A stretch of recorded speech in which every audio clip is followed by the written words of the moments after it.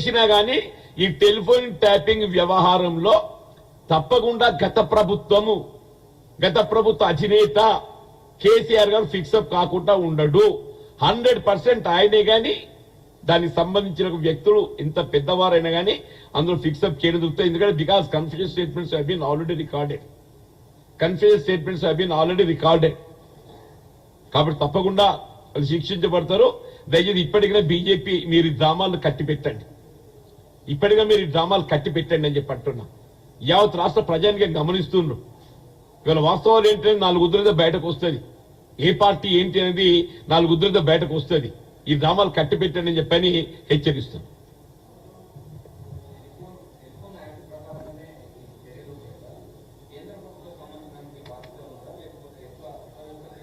ఇప్పుడు కేంద్ర ప్రభుత్వానికి బాధ్యత లేదని మేము అనటం లేదు.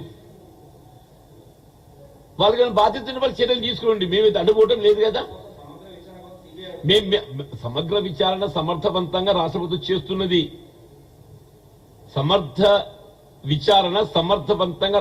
చేస్తున్నది.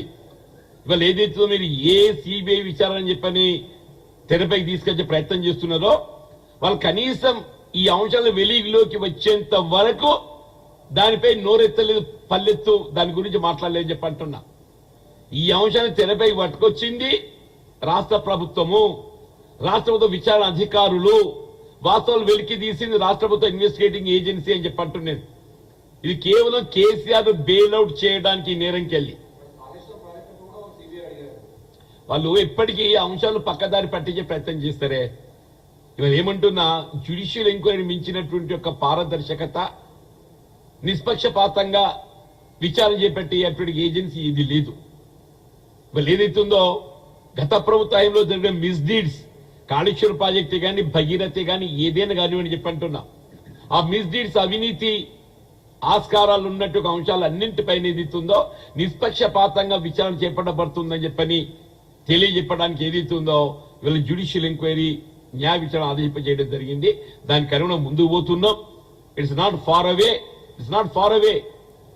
త్వరలో ఏదైతుందో వాస్తవాలు వెలికి రాబోతున్నాయి. సంబంధించిన బాధ్యులపై ఏదైతుందో మరి వాళ్ళు తప్పకుండా నేరారోపణ ఎదుర్కోవాల్సి వస్తుంది. వీళ్ళ భారత శిక్షా స్మృతి అనేది అందరి సమాన స్థాయిలో ఉంటుంది.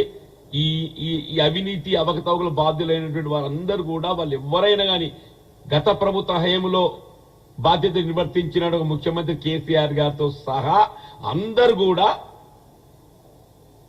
ఈ నేరం ఎదుర్కోవాల్సింది. చూద్దాం, దట్ గవర్నమెంట్ విల్ టేక్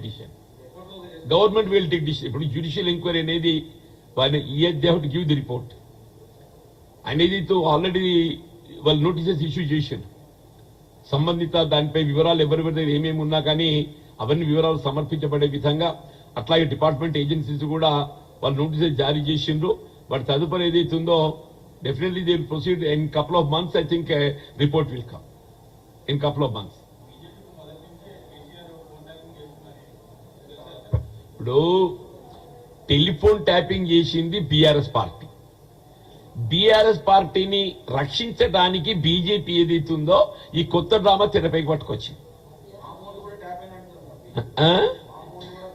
అవునా, అవన్నీ బయటకు వస్తున్నాయి కదా. ఇప్పుడు అది నిన్న ఏం జరిగింది అనేది కాదు వాళ్ళకు, ఇవాళ ఏం జరగాలి.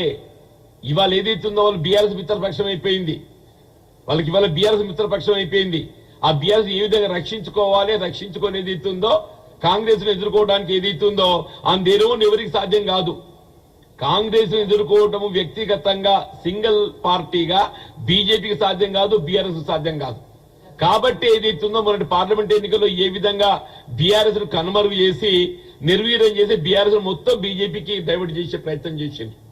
బీజేపీ మీకు మెజారిటీ సీట్లలో డిపాజిట్లు కోల్పోతున్నారు.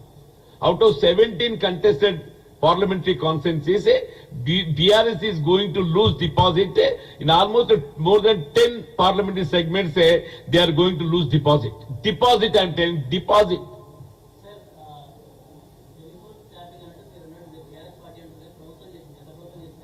Exactly.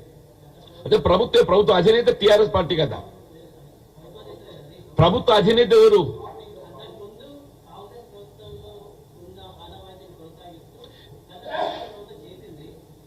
గత ప్రభుత్వంలో అంత పూర్వం ఎప్పుడు కూడా ఇటువంటి ఆనవాయితీలు లేవు.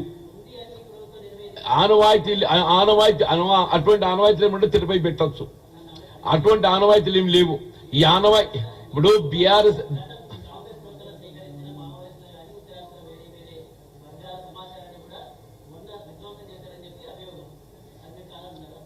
ఇప్పుడు కాంగ్రెస్ పార్టీ ఎప్పుడు కూడా ఇటువంటి చర్యలు చేపట్టలేదు. Number 1 sir, please please please bear me ఇలా జరుగుతున్న విచారణ అనేది రాజకీయ అంశంతోని, రాజకీయ కుట్రతోని, ప్రత్యర్థి రాజకీయ పార్టీలను అస్థిరపరచాలనే ఒక భావనతోని, ఒక విధంగా ప్రజాస్వామ్య వ్యవస్థను అస్థిరపరచాలనే ఒక భావనతోని గత బీఆర్ఎస్ ప్రభుత్వం కేసీఆర్ గారు చేసినటువంటి ఒక దుశ్చర్య ఇది. ఇవాళ రాధాకిషన్ రావు గారు ఏదైతే ఆయన కన్ఫరెన్స్ స్టేట్మెంట్ లో ఇవన్నీ కూడా పేర్కొన్నాడు. ఇవన్నీ కూడా వెలుగులోకి వచ్చినాయి. ఈ వాస్తవాలు వెలుగులోకి వచ్చినాయి.